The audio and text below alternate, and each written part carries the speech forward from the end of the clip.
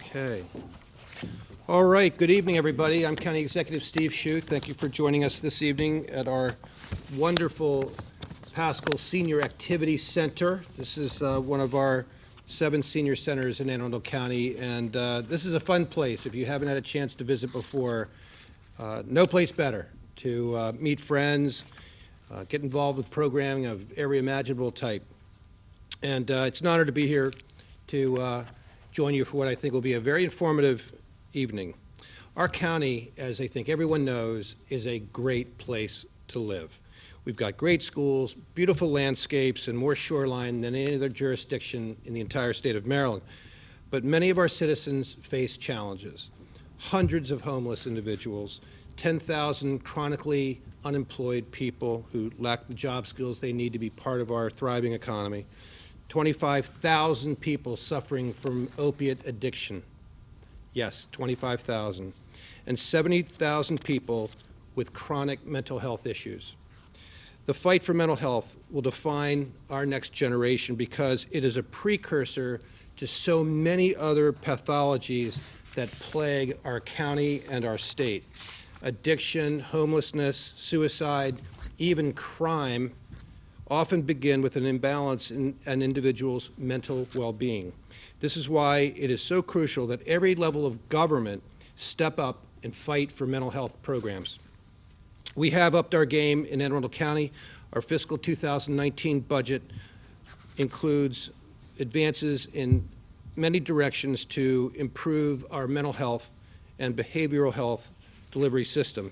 This year, we funded a $2 million grant to Baltimore Washington Medical Center to assist them in their efforts to expand the number of drug and mental health treatment beds here in the county, a $250,000 grant to Samaritan House to support their opioid addiction treatment efforts, and $659,000 in funding for our crisis response program. But despite these investments, there are gaps in the delivery system. All the necessary elements, all the necessary components of a complete mental health delivery system are in place. Inpatient, outpatient, detox beds, crisis beds, long-term beds, adult, adolescent, counseling, public and private. It's all there, but none of it is there to the extent we need it. The system is absolutely overwhelmed today. We don't have enough beds, enough counselors. We don't have enough anything, really. But what is more shocking is that we don't really know the degree to which we are falling short. The reason is because there has never been a full assessment of the mental health needs of Anne Arundel County and the delivery system that we need to have in this county to fully address the behavioral health needs of our citizens. We have to redouble our efforts to help people with mental health challenges. And the first step is knowing exactly how much help and how much services we need to provide and where we need to provide it. That's why I'm excited to announce that I've ordered the Health Department to undertake a full review of all mental health programs, public and private, all resources for behavioral health here in Anne Arundel County. From there, we can gauge what we have, compare what we have to what we need to have, and that way identify the gaps and shortfalls in the delivery system so that we can prioritize projects and build our delivery system up to the extent we need it. Mental health challenges, Anne Arundel County families, and these issues need to be discussed out in the open, clearly, without reservation. That's the way we can remove the stigma that has traditionally been associated with mental health issues, and that's what tonight is all about. Thank you again for being here. We have a wonderful panel. Would you please introduce yourselves and give your backgrounds? Hi, I'm Tim Altamari. I'm the Chief of Police for Anne Arundel County, which makes me kind of the de facto lead customer for the Mental Health Agency's Mobile Crisis Unit, which helps us immeasurably every day and night out on the street. My name is Karen Siska-Creel. I am the Director of School Health Services. We have all the health staff in the schools, and we are the ones who put Narcan in every single school and treats children for, overdoses, as well as preventative measures and educational efforts in the school system. Good evening. I'm Sandy O'Neill, and I'm the Director of Behavioral Health at the Anne Arundel County Department of Health.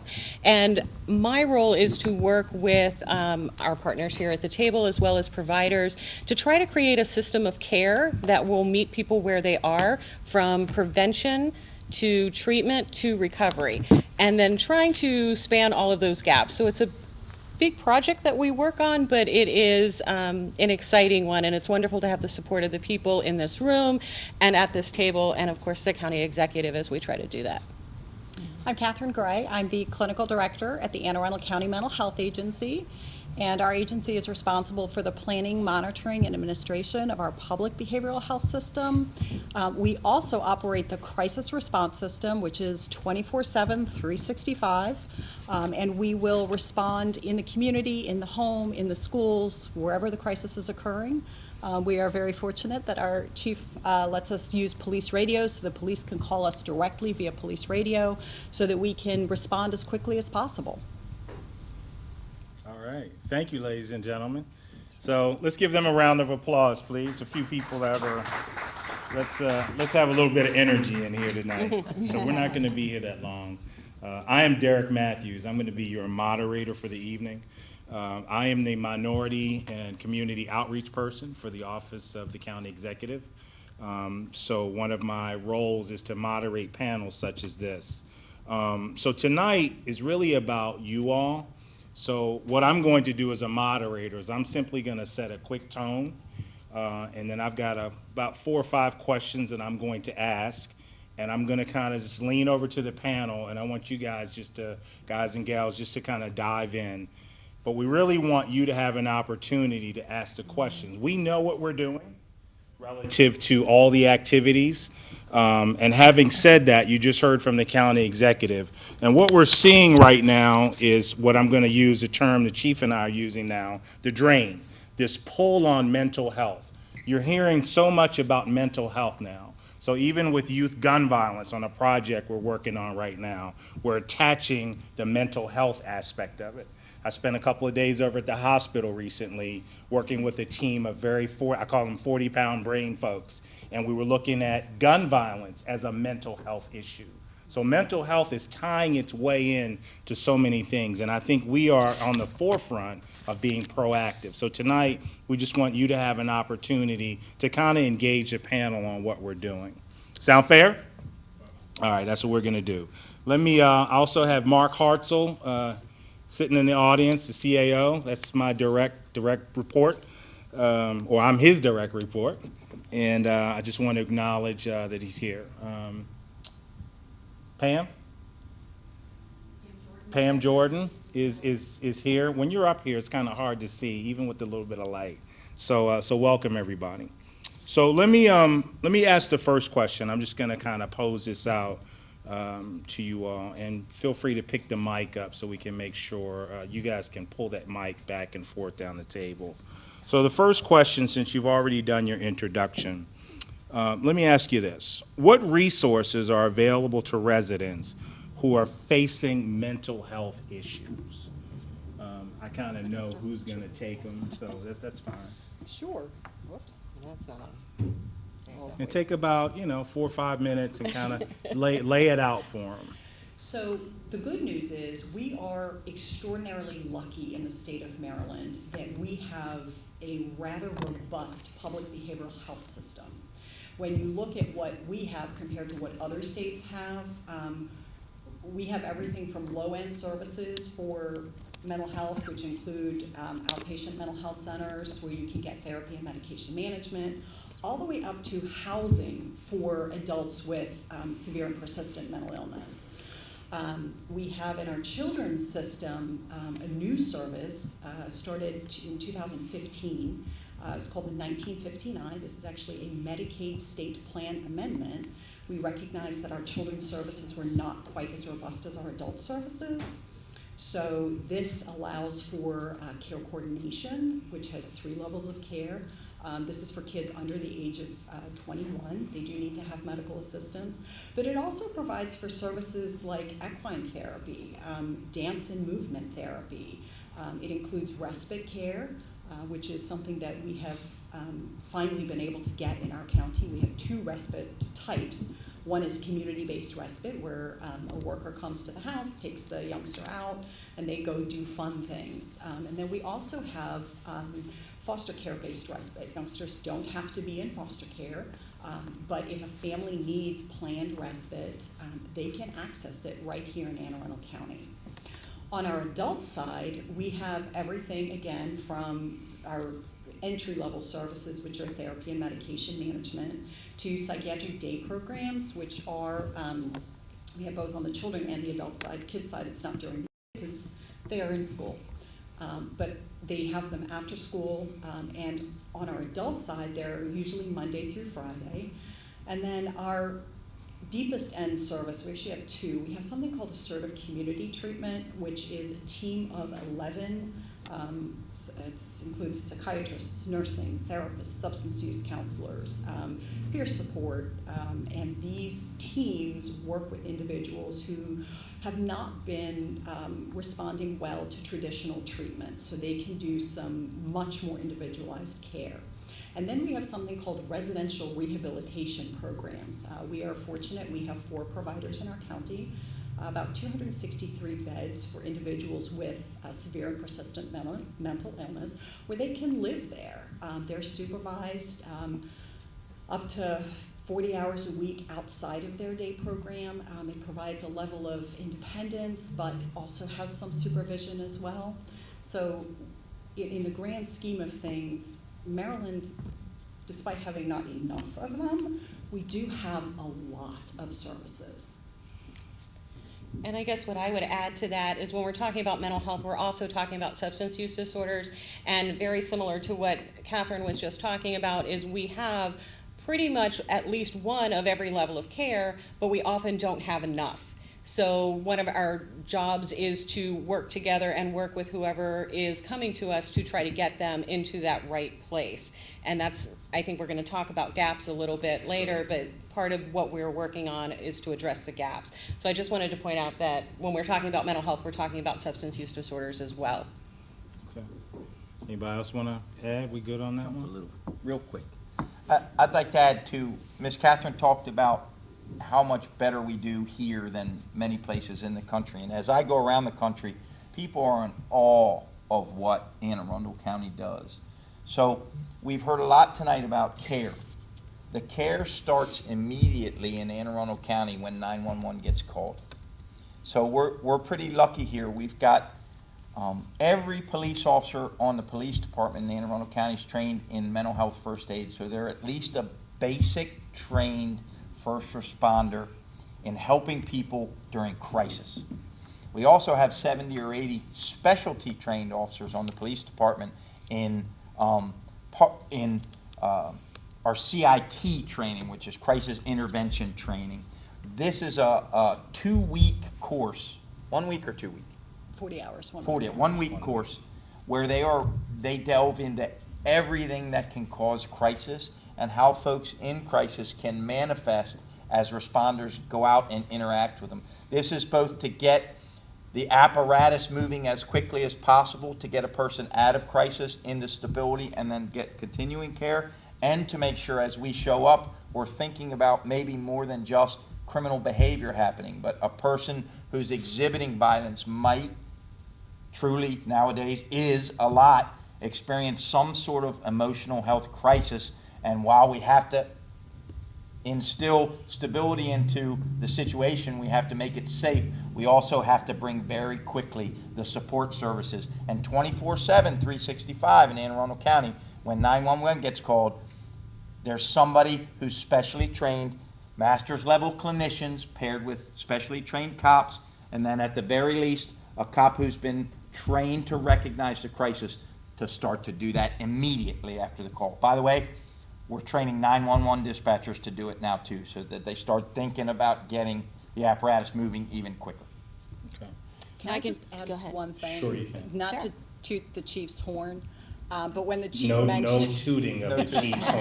Not tonight. Don't tell 'em- We don't need that tonight. when he mentioned, when the chief mentioned CIT, I do want to recognize Corporal Marcus, who works with the Anne Arundel County Police Department, was just awarded the International Crisis Intervention Team Police Officer of the Year. This is an international award. It's not just Anne Arundel County.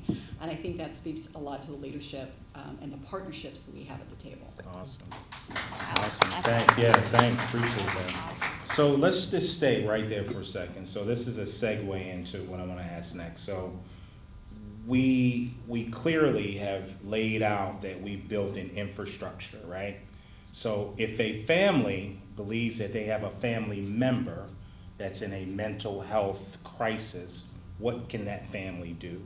Let's start from, do they dial 911? Let's walk them through what a family does when they have a family member with a health issue, mental health issue. Okay, yeah. Can I start before they get to the crisis? Sure. I was gonna do that. Okay. Ideally, we'd like to be able to recognize individuals who are having some sort of behavioral health issue before they get to the crisis. We'd like to get them introduced to services and connected to services before they get to the crisis.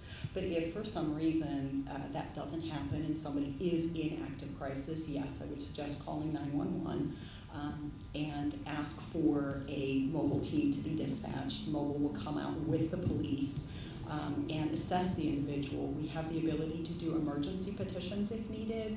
If a person is presenting as an imminent risk to self or others. But even if they're not, we can connect them to services. And that's an important thing, is getting people connected to services.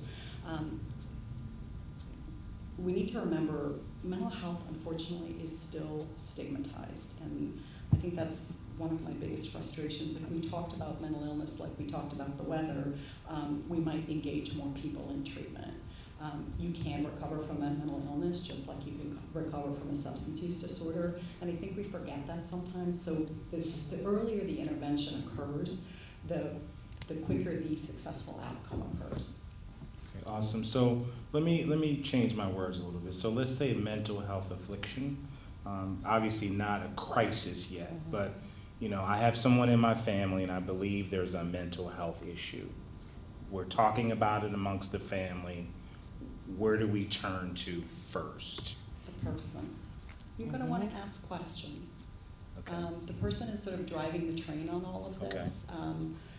You want to ask questions. You want to encourage them to seek treatment. And if you're not sure where to get that treatment, you can call our crisis number 410-768-5522. We're happy to get the individual connected if they have public insurance, if they have private insurance, if they have no insurance. So always start with asking questions.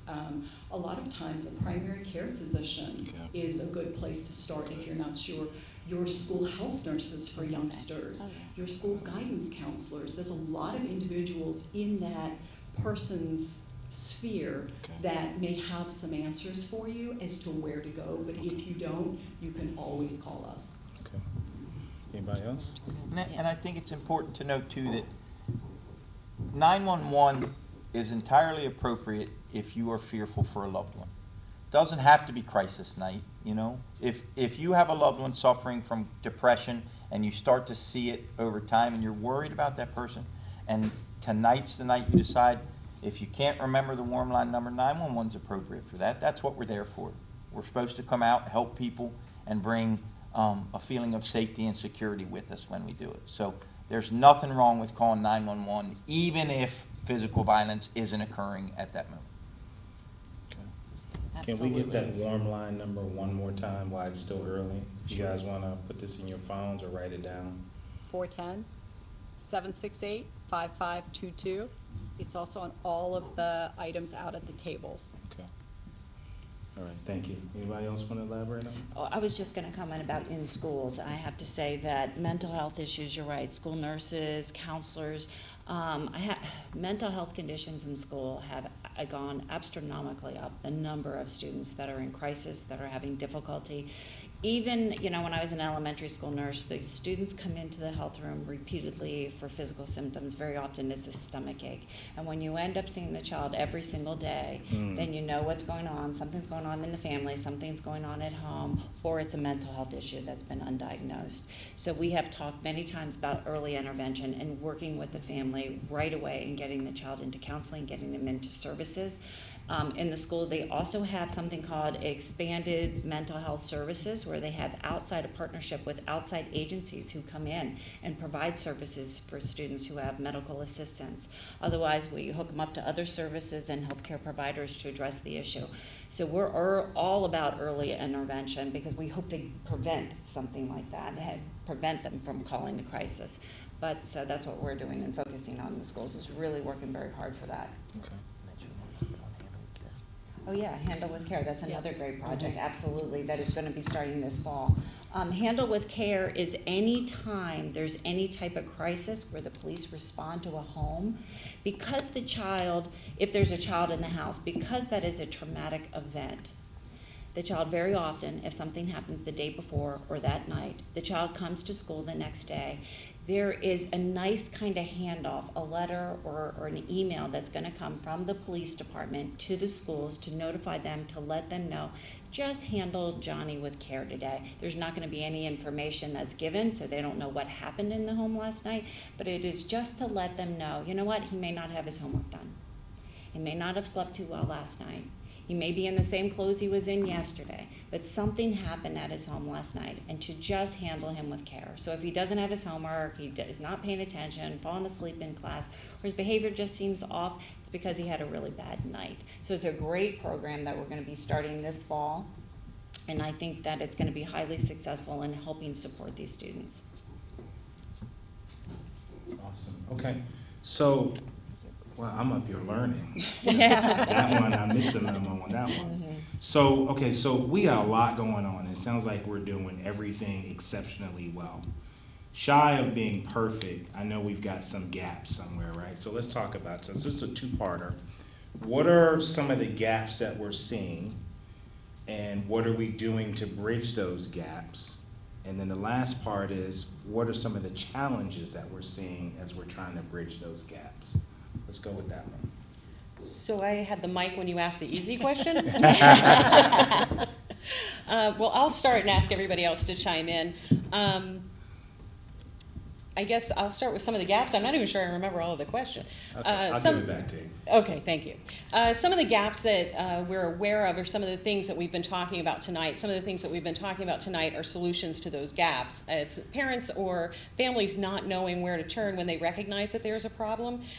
Even if it's, you just may not know who to call. So trying to get that information out, to call your primary care, to call your pediatrician, to call the warm line, to call the health department, to go to the school nurse. So we're trying to create kind of a no wrong door approach. So wherever you turn, somebody in the system is going to be able to connect. Ideally, we would like to have that not be, we'd like it to be more of a system, so that everybody knows the one place to call, and that there is one place to call. So those are some of the gaps that I can think about. There are many others, but everybody's whispering at me and I can't hear them. So, yeah, let's just talk about a couple of more of the gaps. Oh. If you want to pass the mic, I that's fine. think we talk about what has caused our most flagrant set of gaps is volume has increased There we go. exponentially. I have never seen the crisis that we are seeing on the police department every day. And that causes, by definition, gaps in how much we can do for each person. I've got cops going to take patients in an emergency petition to the ER, and it's a 6-hour wait for the patient to get seen by somebody at the ER.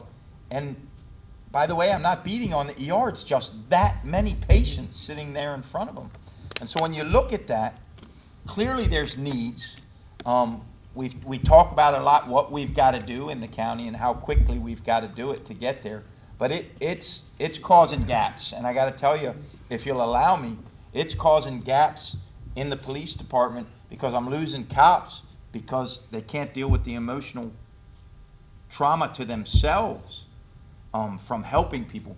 My young cops see more death in their first year than when I started a cop would see in 5 years. And it affects them greatly, and they need help. So then that creates more drain on Catherine and Miss Adrian and the system, because I didn't mention our peer support program where we have clinicians talking to cops every day who need help. the volume is crushing us. Okay. All right, let's bring this one up a little bit. So let's talk about. But there's hope. Some things that we're doing well to bridge those, to fix some of those things. So it sounds like you've got folks talking to our police officers, which we know obviously is critical. What are we doing relative to trying to kill that wait in the hospital? Let's talk about some of those things. So one of the things that we've done is that Catherine and Jen's folks, Miss Adrian's folks from the mental health agency get to the hospital and start to triage very quickly now for the police, because the police got to get back out on the streets and keeping people Right. safe, right? So that's a biggie with us, and it's superhuman, the efforts that we see from the mental health agency, mobile crisis, CIT, peer support, all of it. It's really superhuman. So they get there, they start triaging. Not every EP emergency petition patient needs in-your-face security, right? So maybe a clinician is good to sit with a patient whose moment of crisis has passed and they're feeling better. So we're doing a lot of that stuff. We're moving a lot of chess pieces. And it's working because we're helping a lot of people. Okay. And I would say that we're also trying to focus more on what we call primary prevention, which is getting to everyone before you got that crisis or you have that issue, so that you have the resiliency and coping skills, so that when you have a bad day or a traumatic event or something happens, that you're able to address that. You have the skills, and you don't always have to, you can reach out to your friends, to your parents, to your colleagues, and get that support, and it doesn't have to become an overwhelming crisis. So putting some emphasis back into prevention and building those coping and resiliency skills just across the board for all of us. And whether it's somebody with a persistent mental illness, whether it's somebody with a chronic substance use disorder, whether it's the police who are overwhelmed, or the counselors that are overwhelmed, or the EDs that are overwhelmed. So I think putting some emphasis back into primary prevention as well. Can I add one thing? Please. One thing that we do so extraordinarily well in this county is our relationships with each other. Our mental health agency, our health department, our school system, our police department, our county executive's office, our Department of Aging. These are all partners. These are all people we can just pick up the phone and say, hey, this is the situation I'm having. What can we do to resolve it? And we do, and that's that we build these programs based on sitting around a room saying, hey, this is a gap in our service and we need to fix it. Who can do which pieces of it? Sure. It may not be perfect all the time, but we're doing something about it when we see the gaps and when we see the issues. So we've got an opportunity to kind of go through what's working, how well we're working it across actually not only the county, but the state, and then across the nation, we're being recognized. We've also talked about some of the gaps that we see. We talked about some of the challenges that we see, and we're closing with how we're going to better bridge those gaps and those challenges to make it more accessible for the community, because ultimately, that's who we're trying to share this information with. So as your moderator, on behalf of the Office of County Executive, I want to thank you for coming out. Those that came, we really appreciate it. Give yourselves a round of applause. Give yourselves a round of applause. Okay, and thank you very much. Drive gently, wear your seatbelt. That's all long we care.